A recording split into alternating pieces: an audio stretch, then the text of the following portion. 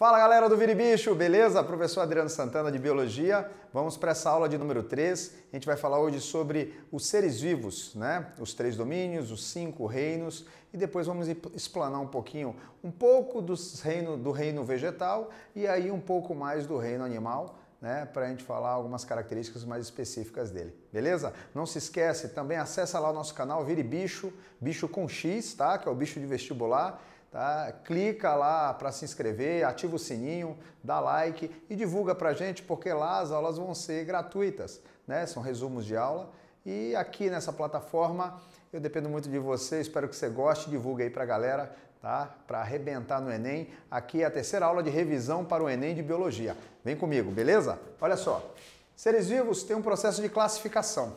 Né? A gente vai falar de uma maneira bem rápida. Classificar os animais, Linneu foi o grande classificador, né, de todos os seres vivos, observando a parte anatômica, a parte fisiológica, até ambientes, hábitos alimentares, tudo isso foi levado em conta para chegarmos na classificação ideal de hoje. Tá? E como que foi essa classificação?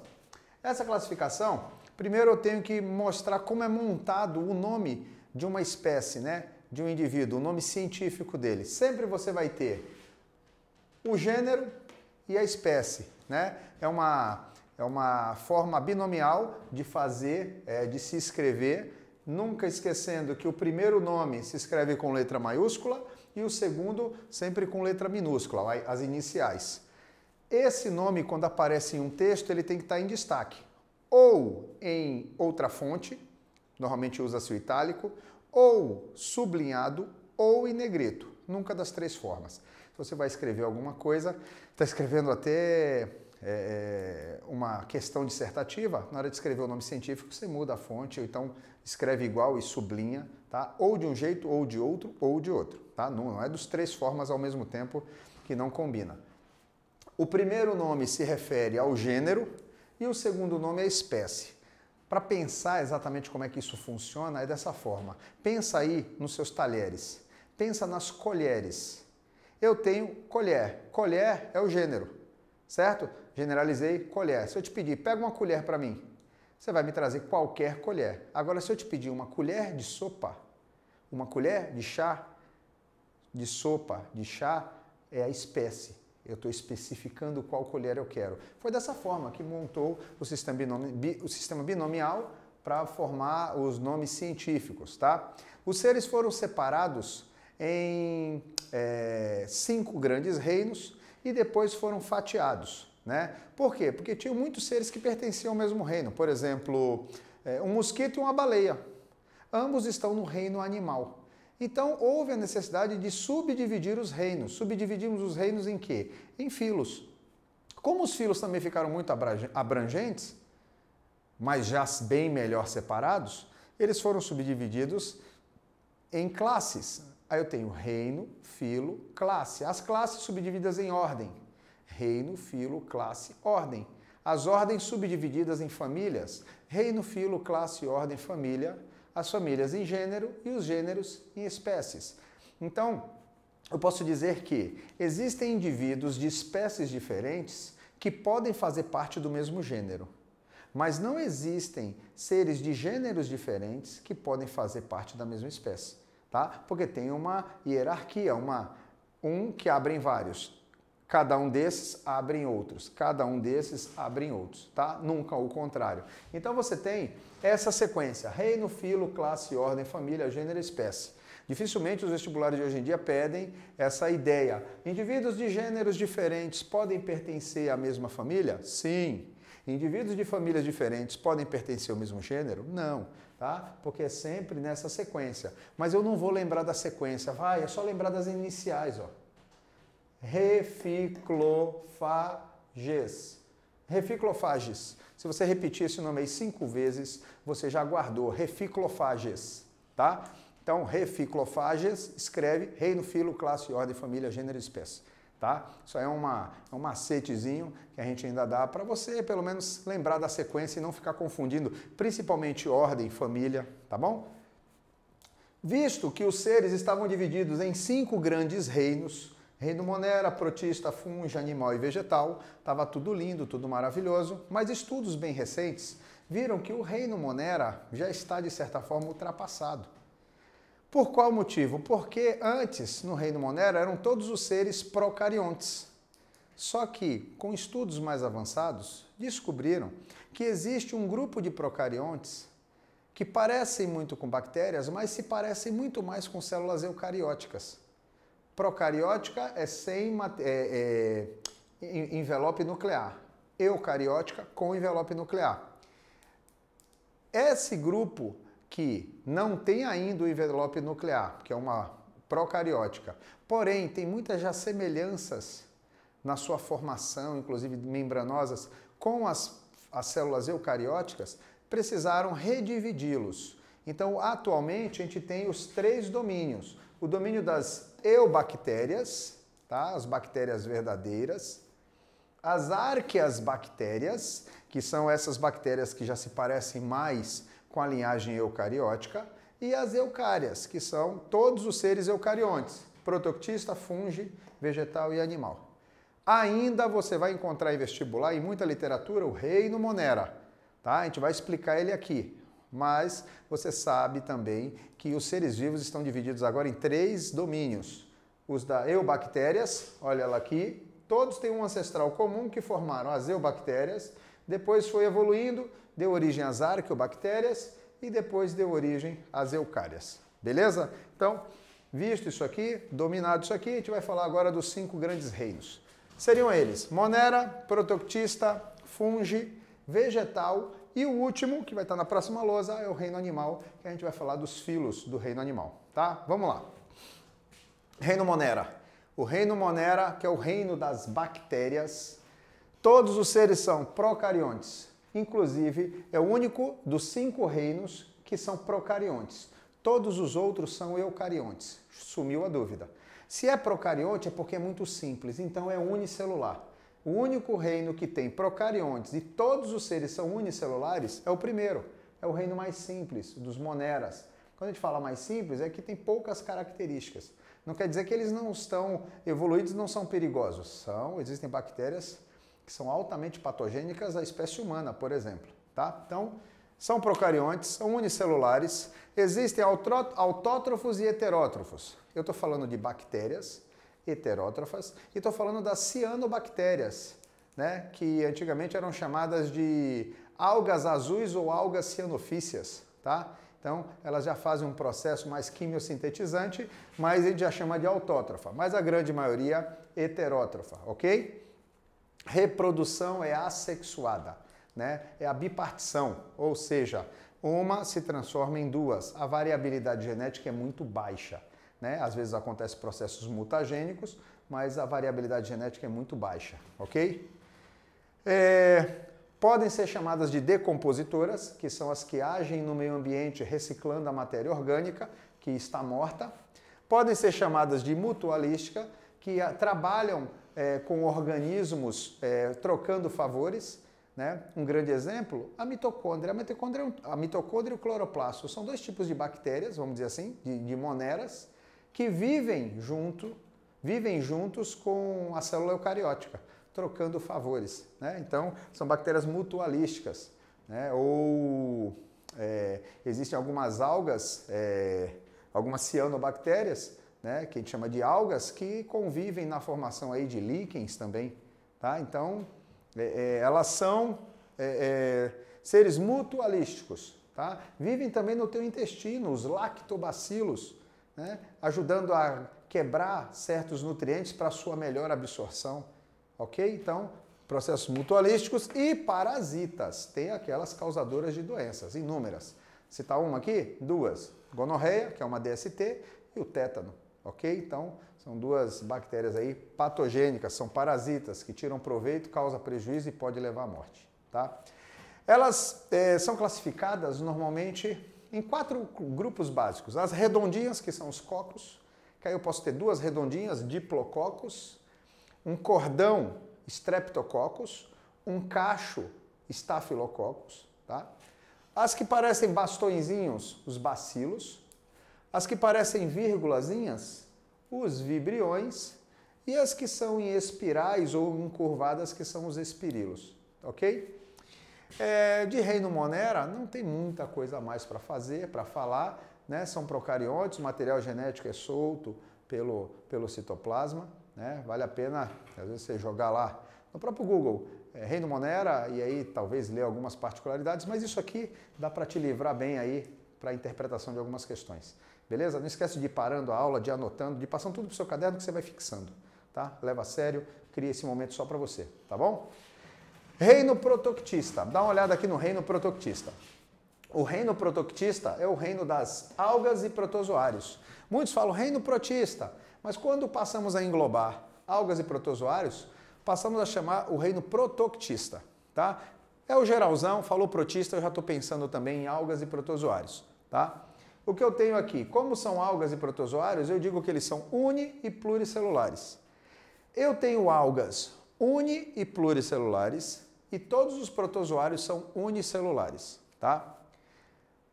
Algas autótrofos, protozoários heterótrofos, mas eu posso dizer que nesse reino tem seres autótrofos e heterótrofos. Todos são eucariontes. Lembra que eu falei procarionte é só monera? Todo mundo aqui é eucarionte, tem seu núcleozinho lá organizado, bem formado. Tem os de vida livre, que vivem por aí, e tem também os parasitas, né? Aqueles causadores de doenças. Na aula bônus lá a gente vai falar de algumas parasitoses, ok? Vida livre, parasitas, e temos também o fitoplâncton, que é importantíssimo falar do fitoplâncton. Por qual motivo? O fitoplâncton ele é o grande responsável pela produção de oxigênio do planeta, tá? Não são as matas, não. Os grandes responsáveis pela produção de oxigênio do planeta são os fitoplânctons, presentes nas superfícies aquáticas, principalmente dos oceanos, né? Temos que cuidar bem dos nossos oceanos, né, para manter esse fitoplâncton aí sempre belezinha, tá? De reino protoctista, a gente pode falar aí da maré vermelha. A maré vermelha é uma condição de algas dinoflageladas, que são unicelulares, que começam a se reproduzir quando tem muita oferta de matéria orgânica, que é decomposta e transformada em matéria inorgânica, né? E aí esses serizinhos passam a consumir e liberam toxinas, fica aquela cor avermelhada na água, né, que a gente chama de maré vermelha, um processo amensalístico, tá? A gente falou isso na aula de relações ecológicas, tá? E não muito mais, as doenças que a gente vai falar mais para frente nas próximas aulas, ok? Ainda nas revisões do Enem, tá? Se liga aí. Reino fungi, o reino dos fungos, os fungos e levedos, né? Então eu tenho ali seres visíveis, que nós conhecemos bolores, fungos, cogumelos, que são os corpos de frutificações dos grandes corpos de muitos fungos, né? Eles são formados por hifas e o conjunto de hifas se chama micélio. Então a estrutura que forma o corpo de um fungo são as hifas, né? Que juntas dizemos micélio. E aí, em alguns locais, coloca-se os corpos de frutificação para liberação de esporos, que é o processo reprodutivo deles, ou brotamento também.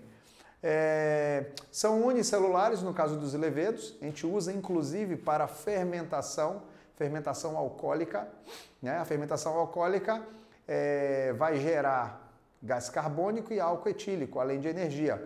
Na massa do pão, a gente usa o fermento biológico, e esse levedo vai fazer a liberação de gás carbônico e a massa vai inchar.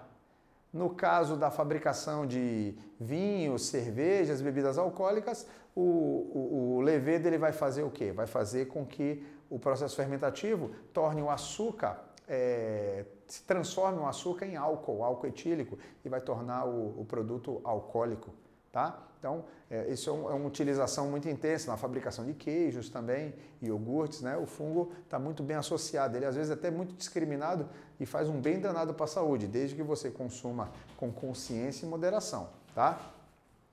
A importância econômica deles é fantástica, né? Desde shiitake, shimeji, champignon, até mesmo alguns tipos de queijos fabricados à base de fungos, né? Os pães, pelo processo de fermentação, né? Os vinhos e cervejas também pelo processo de fermentação.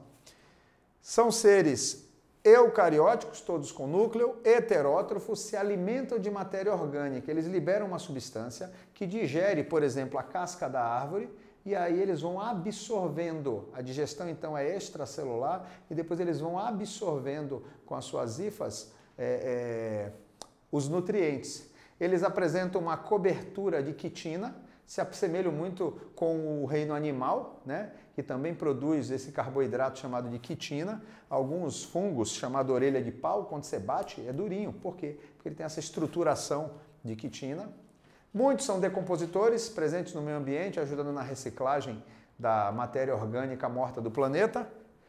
Mutualísticos, também, muitos fungos agem de forma mutualística. Por exemplo, nos líquens também, que é a associação entre algas e fungos. As algas fazem fotossíntese para alimentar os fungos e os fungos se hidratam para hidratar as algas. Então, uma relação mutualística, né? E temos os parasitas, né? Então, hipinge, frieira, caspa, candidíase, né? São algumas doenças causadas por fungos que acabam parasitando. Fora que temos também os fungos vegetais, né? A tal vassoura de bruxa que acabou com a cultura cacaueira, né, no nosso país, principalmente na região do Nordeste. Enfim, fungos, muito prazer, tá joia? E reino vegetal. O reino vegetal é o seguinte: todos os seres qual faz pluricelular, são todos pluricelulares. Eu vi por aí um termo que dizia multicelular, é a mesma coisa. Todos são pluri ou multicelulares, todos são autótrofos, fazem fotossíntese, tá? Tem cloroplasto, ou na verdade tem plasto, que é a organela que realiza o processo fotossintetizante. As que produzem clorofila de cores esverdeadas são chamadas de cloroplasto, como é a maioria, a gente chama de cloroplasto, todos têm. O embrião depende do organismo materno para o desenvolvimento, tá? E tem um ciclo reprodutivo muito curioso, que a gente vai falar dele já já. Foram divididos em 4 grandes grupos e a gente vai falar sobre eles. Eu tenho briófita, pteridófita, gimnosperma e angiosperma. Então se liga, tá? Briófita, pequeno porte, não tem vaso condutor de seiva, é avascular, diferente das demais. Não tem vaso condutor de seiva, não tem raiz, tem uma estrutura de fixação, mas que não absorve água para distribuir porque ela não tem vaso condutor. Então ela não tem raiz, ela tem rizoide. Ela não tem um caule, ela forma um talinho, mas não é chamado de caule, é cauloide, porque não tem os vasos condutores xilema e floema passando ali para que eu possa classificá-los como um caule. Não tem folhas, tem estruturas que cresceram, mas que não desempenham o papel ideal de uma folha, com todas as estruturas de uma folha. Então, por isso que é chamado de filoide. Briófita tem rizoide, cauloide e filoide. São de pequeno porte porque não possuem vasos condutores para levar a água da raiz até uma parte mais alta. Tá? Vivem em ambientes úmidos e dependem da água para a reprodução. Tá? Por quê? Porque o gameta masculino das briófitas, assim como das pteridófitas, o gameta masculino tem flagelo e precisa nadar até chegar na oosfera, que é a parte feminina, para ocorrer a fecundação. Tá? Pteridófitas, daqui a pouco eu vou falar o modo de vida, o modo temporário, o dela permanente de vida, tá? De todas. Pteridófitas são as plantas pré-históricas, aquelas plantas que estão aí, ó, são as primeiras a dominar o ambiente terrestre mesmo. Elas já têm raiz, caule, folha, não tem flor, não tem fruto, não tem semente. É raiz, caule, folha e esporos, tá? Na verdade, ela vai ter... Já viu samambaia, que tem umas bolinhas embaixo da folha da samambaia na época reprodutiva? Aquilo são os soros. Soros são conjuntos de esporângios, e ali dentro fica passa a ocorrer a produção de esporos que depois vai cair no ambiente para germinação, tá? Apresentam já um porte maior, por quê? Porque são as primeiras a apresentar vasos condutores de seiva, xilema e floema. Xilema pega a seiva bruta e leva até as folhas, água e sais minerais. Nas folhas, a seiva bruta é transformada em seiva elaborada e traz mais por fora através do floema, que vai fluindo pelo vegetal. Então, xilema está mais pelo centro, leva até as folhas, depois o floema que traz de volta, tá? Daqui a pouco eu vou falar rapidinho de anel de Malpighi, você vai ver a importância desse xilema e floema. Gimnospermas. Gimnospermas são as plantas de sementes nuas, pinheiros, araucárias. Tem raiz? Tem. Caule? Também. Folha? Folha tem. Tem flor? Tem uma inflorescênciazinha que cresce numa estrutura que chamamos de estróbilo. E não forma fruto, forma sementes nuas. Raiz, caule, folha, estróbilo e sementes nuas, ok? Isso são as gimnospermas, vegetais fantásticos de tamanhos absurdos, os maiores possivelmente do planeta. São peculiares, são resistentes a algumas situações, principalmente situações até de certa forma frias. Tem alguns que parecem umas palmeiras, mas no meio você vê o surgimento de um estróbilo. Se tem estróbilo, é gimnosperma, tá? O processo de fecundação já não depende mais da água, porque eles produzem grãos de pólen. E esse pólen, que é o gameta masculino, quando encontra a parte do gameta, onde vai levar até o gameta feminino, ele começa a construir o tubo polínico, vai cavando ali no androceu, né, na parte feminina da planta, até chegar no ováriozinho dela e fecundar os óvulos. E os óvulos fecundados vão virar sementes, tá? Os óvulos fecundados viram sementes. O ovário, não na gimnosperma, e sim na angiosperma, o ovário cresce e vira o fruto, tá? Gimnosperma passado. Angiospermas são as plantas completas, aquela que tem raiz, caule, folha, flor, bem visível, e fruto, com semente dentro. Então, as angiospermas são as plantas completas, são as mais complexas, né, e que geram frutos e flores, né? A primavera, então, quando a gente fala de flores, a gente está falando de angiospermas. Elas já produzem a sua flor, os seus pólens também, só que bem evidentes. O pólen da gimnosperma é carregado pelo ar, pelo vento, tá? E o das angiospermas é carregado principalmente por insetos e aves. As abelhinhas que vão lá beber néctar nas plantas, nas flores, se sujam de pólen e acabam fazendo a fecundação entre as diversas flores, né, que existem ali, sendo elas da mesma espécie. Tá? Às vezes até de espécies diferentes, porém de mesmo gênero, que acaba dando fecundação. Aí tem os hibridismos. Vamos ver como desenvolve, mas segue nessa pegada aí.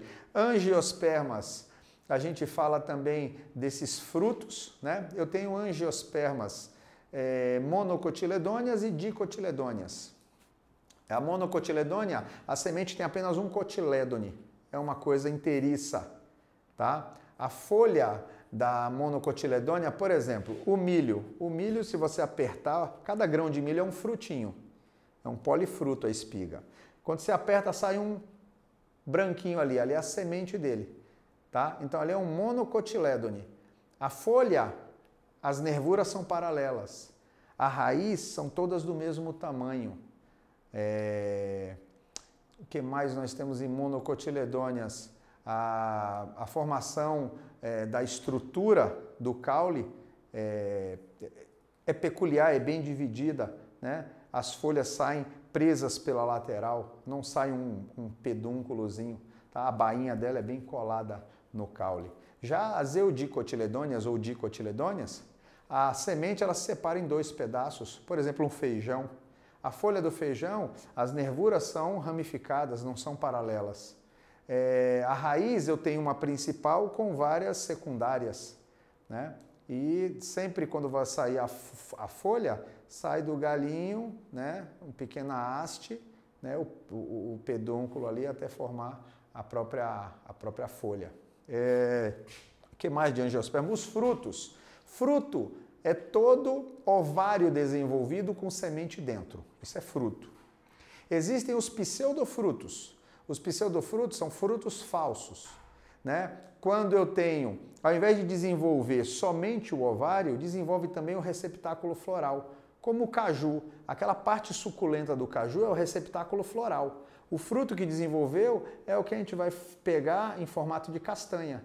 a gente põe para assar e tudo mais, quando quebra a semente de dentro é a castanha que a gente come, tá? Então, o fruto tá ali, ó, na castanha do caju, que depois de assada, tirar da casca, a gente come a castanha de dentro, que é a semente. Aquela parte carnosa que a gente usa para fazer suco, aquilo dali é chamado de receptáculo floral, assim como no morango, tá? Assim como na maçã. O morango, cada pontinho daquele é um frutinho. A maçã, o miolo dela é o fruto. O que cresceu em volta foi o receptáculo floral. Então, por isso são chamados de frutos falsos. Assim como a banana. Não a banana selvagem. Essas bananas que comemos por aí, todas desenvolveram o seu pseudofruto por partenocarpia. Aquilo que você vê pretinho lá dentro da banana são óvulos não fecundados, tá? Ela teve, assim, vamos dizer assim, uma gravidez psicológica. E aí cresce o fruto, mas sem semente. Por isso que você não pode pegar uma banana e plantar, que não vai nascer nada. Tá bom? E frutas. A gente chama de frutos e pseudofrutos, que tem sabor doce ou cítrico, tá? Fruto, eu posso dizer que é tomate, berinjela, quiabo, tudo tem semente dentro. Só que os frutos de sabor doce ou cítrico, eu vou chamar de frutas. Assim como os pseudofrutos, morango, maçã, abacaxi, todos esses são pseudofrutos, mas de sabor doce ou cítrico, que eu vou chamar de fruta. Beleza? Acho que deu para dar uma ajudada. E aqui, ó, esse ciclo reprodutivo. Se liga, que eu destaco e você tem que procurar sempre no ciclo reprodutivo. O momento de fecundação, união dos gametas, e a formação meiótica, que é a formação de gametas. Tá? Então veja só, após a fecundação, forma o zigoto, indivíduo diploide, que vai crescer por mitose, formando um esporófito. Esse esporófito vai formar estruturas maduras, que serão os esporângios, no caso das briófitas e pteridófitas, gimnosperma e angiosperma vão formar aí as flores, né? E aí, lá dentro, em algum momento, vai rolar nos esporângios aí a meiose, que é a formação desses gametas, né? Que no caso podem ser esporos, briófitas e pteridófitas, né? Que daqui a pouco vão virar gametófitos. Aí eu tenho nas gimnospermas e angiospermas, eu tenho os micrósporos e os megásporos. Mas é aqui, ó, rolou meiose, formou os esporos. São todos haploides. Esses esporos se desenvolvem, por mitose também, até formar os gametófitos. Aí eu tenho aqui agora, até a formação ideal de uma flor, né? Ou simplesmente os gametófitozinhos das briófitas e pteridófitas. O gameta masculino encontra o gameta feminino e fecunda e tudo recomeça. De fecundação até começar a rolar meiose, a gente chama de fase diploide ou esporofítica. De meiose até antes da fecundação, a gente chama de fase haploide ou gametofítica. Quem vive constantemente na fase gametofítica? Briófita. A briófita de vez em quando passa por essa parte aqui, ó, só no momento de reprodução. Depois vive a vida inteira, aquilo que você vê verdinho, aquele limo todo, aquele musgo, aquilo na briófita são os gametófitos das briófitas. Todos os outros vegetais que passam pela fase gametofítica criam logo caule e raiz. Vivem na fase esporofítica. Pteridófita, gimnosperma e angiosperma. Então você anota aí. Briófita, fase duradoura, gametofítica. Pteridófita, gimnosperma e angiosperma, fase duradoura, esporofítica. Beleza? Vamos trocar de lousa, vamos para o reino animal e a gente já volta rapidinho. 1, 2, 3. Pronto, minha galera, voltamos com essa lousa nova, continuando em seres vivos. Agora vamos falar do reino animal, que foi o que faltou. Tá? O reino animal, nós já falamos de monera, protista, fungi, vegetal e agora o reino animal. O reino animal é o seguinte, todo ser do reino animal é pluricelular, todos. Todos têm reprodução sexuada, alguns vão ter também reprodução assexuada, mas todos apresentam reprodução sexuada. Reino animal, todos são heterótrofo, ninguém faz fotossíntese, ok? Então são alguns conceitos básicos, né, de seres do reino animal, podem ser sésseis ou de vida livre, reprodução já falei, respiração pode ser pulmonar, traqueal, branquial, variado depender do ambiente em que vivam, né?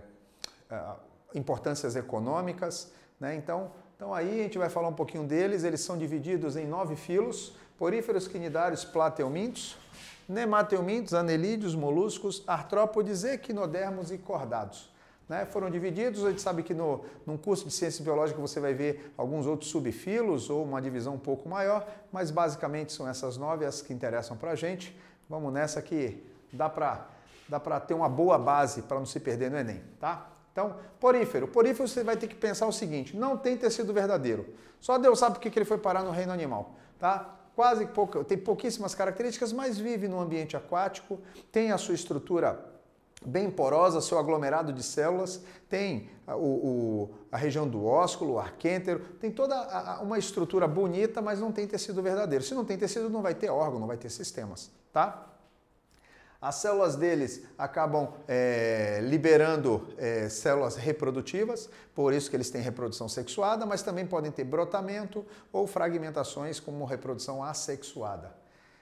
Respiram por difusão, troca gasosa, né, célula a célula, e se alimentam por filtração. Dentro tem algumas células flageladas que no seu movimento faz com que a água entre pela lateral, saia por cima, e isso vai filtrando a água do ambiente. São sésseis, estão presentes muitos em corais, né, em bancos de recifes ou junto a corais, tá? Então, esses são os nossos poríferos. Depois temos os quinidários. Quinidários já são diblásticos. Opa, estou falando de seres com 2 folhetos embrionários. Os diblásticos, porém, ele só vai apresentar boca e cavidade gástrica, tá? Eu tenho as medusas ou os pólipos. Os pólipos são sésseis, as medusas de vida livre. A boca da medusa é embaixo, o pólipo, a boca é em cima. Medusa, água-viva, pólipo, anêmona, por exemplo. Reprodução sempre é sexuada, mas eles também podem apresentar reprodução assexuada. Alguns apresentam até alternância de gerações, né? Desculpem, como é que acontece? Eu tenho a forma de pólipo, onde na ponta dos pólipos eu começo a ter a formação de águas vivas, né? Então ele estava aqui, num processo assexuado saem as águas vivas, essas águas vivas sempre saem masculinas e femininas que liberam gametas masculinos e femininos, formando larvinhas que no solo vão crescer, formar um novo pólipo que vai liberar mais medusas e ficam nessa alternância de gerações, tá? Nessa constância. São aquáticos, obviamente, e tem a parte de quinidócitos e quinidoblastos, são células de defesa que liberam os quinidoblastos que penetram, são arpões, vamos dizer assim, com bolsinhas de ácido que penetram na pele, paralisando, acidificando, irritando, até causando danos muito drásticos que levam alguns animais até a morte, né? Isso pode acontecer, dependendo da espécie, com o próprio ser humano, tá? Plateumintos já são triblásticos, então, ó, sem tecido, diblástico, e a partir daqui todo mundo é triblástico, tá? A partir dos triblásticos eu começo a falar da palavra celoma, uma parte do desenvolvimento embrionário onde eu vou ter muito desenvolvimento do organismo, da parte fisiológica principalmente. Os plateumintos, apesar de serem triblásticos, eles são chamados de acelomados. Por quê? Porque eles são plateumintos porque têm corpo achatado.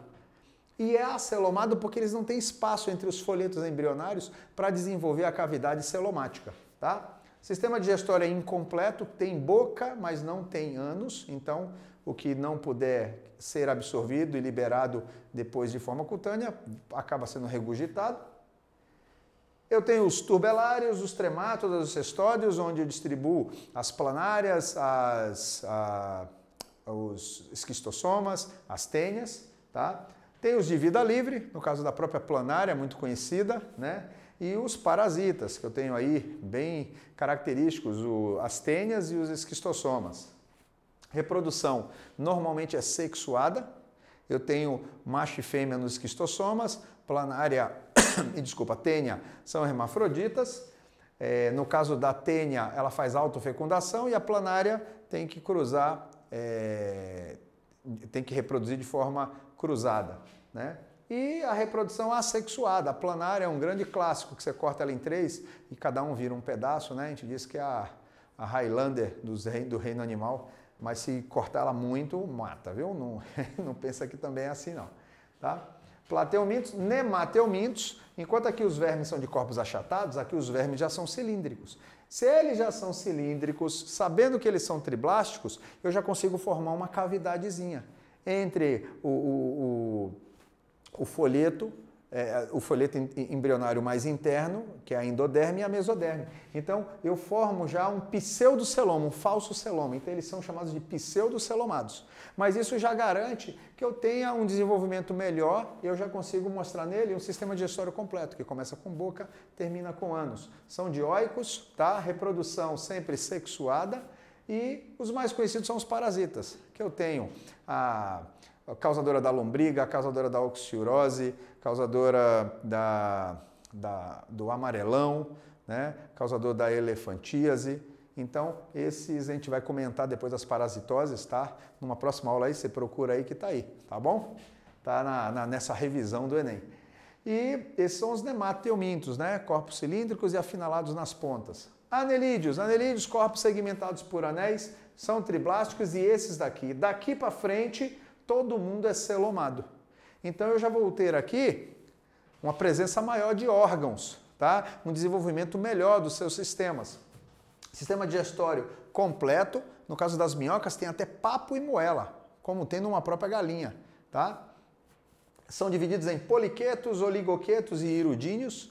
Poliquetos muitas cerdas, oligoquetos poucas cerdas e irudíneos que tem substância irudínea e não tem cerdas. Aqui as poliquetas, minhocas e sanguessugas, todos esses são anelídeos. O corpo é segmentado por anéis, como a gente já falou, e importância econômica e ecológica que eles apresentam. Importância econômica, produção de humus, até a proteína da carne das minhocas em alguns locais utilizam. Os sanguessugas são usados em tratamentos para baixar pressão, né? Esses tratamentos do mundo afora aí, desse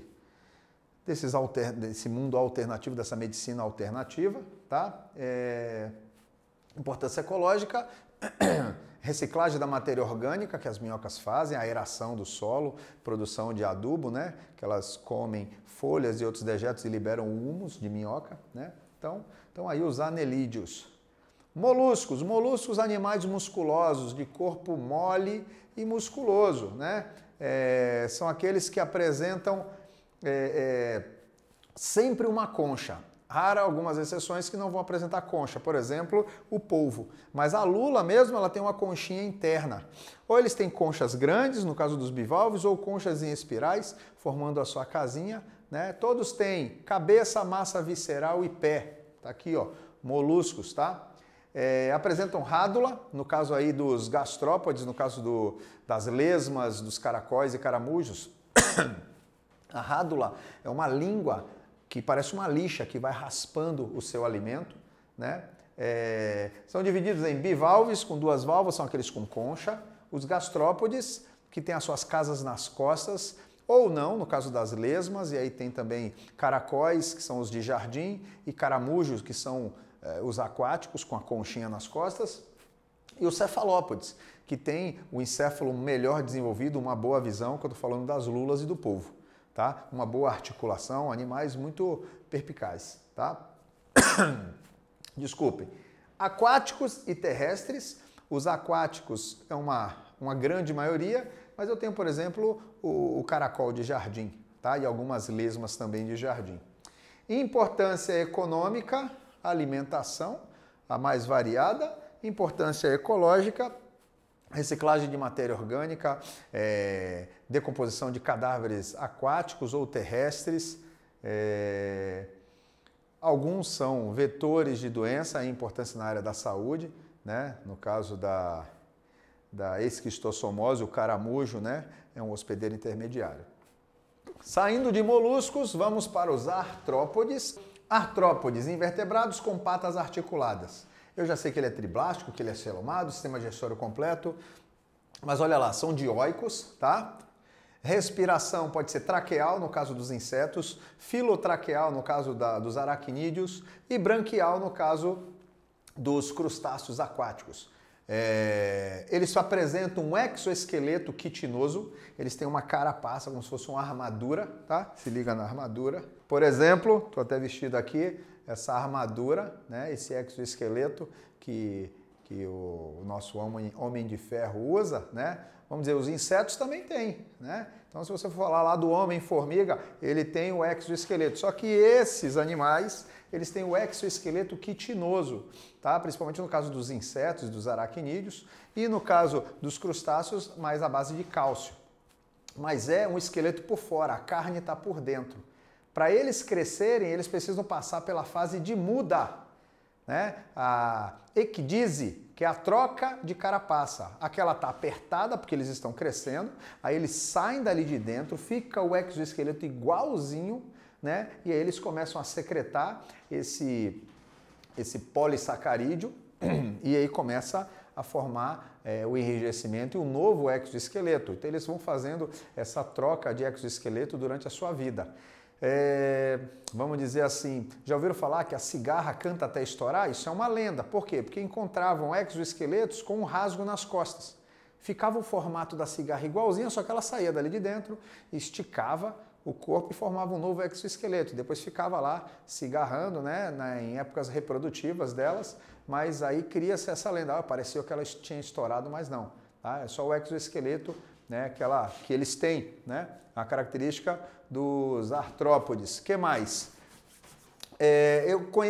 São conhecidos alguns como ametábolos, holometábolos e hemimetábolos. Isso é quanto ao desenvolvimento. Ametábolo é quando o ser já nasce igual ao indivíduo que é adulto, só vai crescer, não sofre metamorfose. Ametábolo sem metamorfose. Holometábolo significa que tem metamorfose completa, ou seja, o indivíduo nasce como uma larva, depois entra num casulo e depois sai com asas e patas, né? Então, nós temos aí as próprias borboletas. E hemimetábolo é aquele que sofre meia metamorfose, né? Vamos dizer aí um exemplo, a barata, ela nasce sem asa do ovinho e depois forma a asa dela, então ela vai sofrer uma modificação, né? São animais com reprodução sexuada, fecundação interna e eles botam ovinhos, tá? Os insetos, de uma forma rápida e básica. Eu só dividi insetos, aracnídeos e crustáceos. Ainda tem quilópodes e diplópodes, né, que são os quilópodes são as lacraias e os diplópodes os piolhos de cobra ou gôngulos, né? Cada região chama de uma certa forma. É que o diplópode, por segmentozinho, ele tem 2 pares de patas e o quilópode tem só um par de patas, são os mais alongados. Agora os mais conhecidos são aqui, insetos, aracnídeos e crustáceos.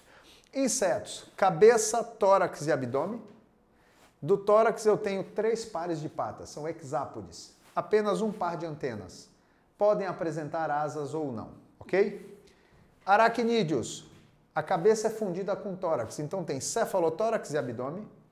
4 pares de patas. Além das suas quelíceras, que acabam pegando assim, liberando regurgitação e triturando, rasgando ou até inoculando veneno, né, dependendo do aracnídeo, ele tem 2 estruturas chamadas pedipalpos. Não são patas, porque eles não usam para locomoção. Usam muitas vezes para segurar o alimento. Os aracnídeos, no caso as aranhas, têm esses pedipalpos e os escorpiões, que também são aracnídeos, têm as suas pinças. Aquilo não são patas, são pinças. Patas ele tem apenas 4 pares, são octópodes, tá? Olhos bem aguçados.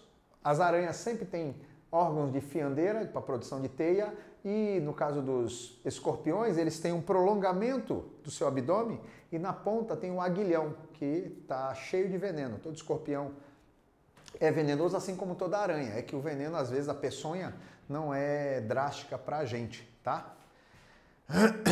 Os crustáceos, nós temos também cefalotórax e abdômen, 5 a mais pares de patas, 2 pares de antenas, tá? Importância econômica, a mais variada, desde o bicho da seda, que produz a seda, desde o mel das abelhas. Eu tenho também a teia da aranha, muito utilizada, muito analisada em laboratórios por causa da sua liga e formação. Os crustáceos na alimentação, a mais variada possível. Que mais de artrópodes? E são excelentes polinizadores, né? Vamos dizer aqui que os insetos, além, na parte de saúde, como vetores de doença, né? Os mosquitos, os pernilongos, os anófilis, os aedes aegypti, até o triatoma infectas, né? O barbeiro, então aí. artrópodes, ok? O maior grupo já descrito dentre todos os animais. Equinodermos, equino, espinho, derme, pele, pele com espinho, forma o filo dos equinodermos. Todos apresentam endoesqueleto. Isso é comum errar. Por quê? Porque todo mundo sabe que ele tem a pele com espinho. Quando você vê a estrela do mar, você fala, é exoesqueleto. Por cima tem pele com espinhos, então o esqueleto está por debaixo da pele. Então eles apresentam endoesqueleto. É comum você encontrar os pés ambulacrais. São estruturas que quando passam água num tubo constante, onde tem os vários pés ambulacrais, a água passa, enche, a água sai, esvazia. Então eles têm um constante movimento, se utilizam para suas movimentações. Eu tenho estrela do mar, bolacha do mar, serpente do mar, pepino do mar, ouriço do mar, né? São aquáticos, apresentam na parte de baixo uma boca que parece duas estrelinhas que serrilham o alimento, chamado de lanterna de Aristóteles. E a partir desse daqui eu vou falar que eles são deuterostômios. Equinodermos e cordados são deuterostômios. Ou seja, quando eles estão no desenvolvimento embrionário, o blastóporo, que é o primeiro orifício do indivíduo, dará origem ao ânus.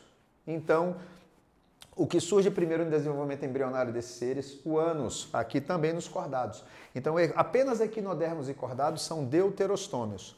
Todos os outros, aqui ó, a partir do triblástico, todos os outros são protostômios. Tá? Até aqui, de blástico também. Por quê? Porque você vê que a origem que tem o quê? Boca. Esse aqui só tem boca, esse aqui só tem boca, não tem nem ânus. Então, apenas equinodermos e cordados são deuterostômios, os demais são protostômios, que o blastóporo vai dar origem primeiro à boca. Depois neles é que vão surgir o ânus. Aqui não, primeiro surge o ânus e depois vai surgir a boca. Ok? Por fim, cordados. Os cordados que são divididos em protocordados, urocordados. Dentro dos protocordados eu tenho cefalocordados, craniados e vertebrados. Não vai dar para falar de todos esses, né? Mas o que eu tenho para te falar? As características básicas de qualquer cordado. Todo cordado tem tubo nervoso dorsal, notocorda e fendas faríngeas ou fendas branquiais. Todo cordado tem que ter essas três estruturas, tá? Isso é básico em qualquer cordado. Nos cordados que vão se transformar em vertebrados, o tubo nervoso dorsal da fase embrionária vai se transformar em vértebras e vai envolver a notocorda, que vai ser a medula, tá? Atentos a isso. Eu tenho ainda dentro dos que já tem crânio e vértebra, eu tenho os agnatos, sem mandíbula, e os gnastostômios, com mandíbula. Dentre os gnastostômios, aí vocês vão ter peixes, anfíbios, répteis, aves e mamíferos, que esses todos já são vertebrados. Vou falar rapidamente, você anota aí. Peixes são todos aquáticos, respiração branquial. Alguns têm uma respiração pulmonar, que precisam ir até a superfície para buscar oxigenação. Os peixes, eles são divididos em osteíctes e condrictes. Osteícte, esqueleto ósseo. Condricte, esqueleto cartilaginoso. Esqueleto cartilaginoso, tubarão, arraias. Osteíctes, sardinha, salmão. Osteíctes, boca frontal, olhos laterais. Tem um corte apenas aqui atrás da cabeça, que é o opérculo. Se eu abrir, eu vou enxergar as brânquias. O corpo é dotado de escamas, algum tem pele que a gente chama peixe de couro. A nadadeira dele sempre com esse movimento, tá? Só que ela tem o lobo superior igual ao tamanho do lóbulo inferior. São animais que apresentam bexiga natatória. Eu estou falando de osteíctes em peixes.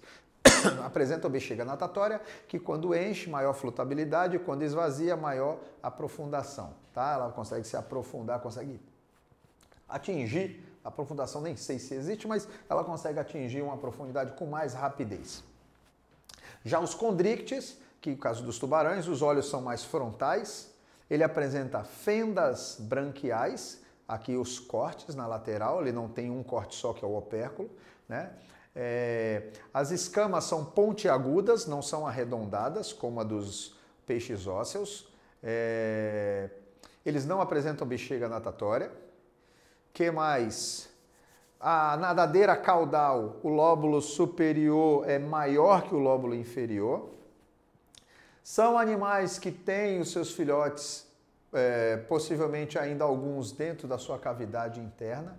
Na reprodução dos condrictes, olha que interessante, que existe, eles vêm desde a era pré-histórica, mas a fecundação é interna nos condrictes. Tubarão tem o clasper, né? Que aí começa a ter a introdução de sêmen dentro da fêmea.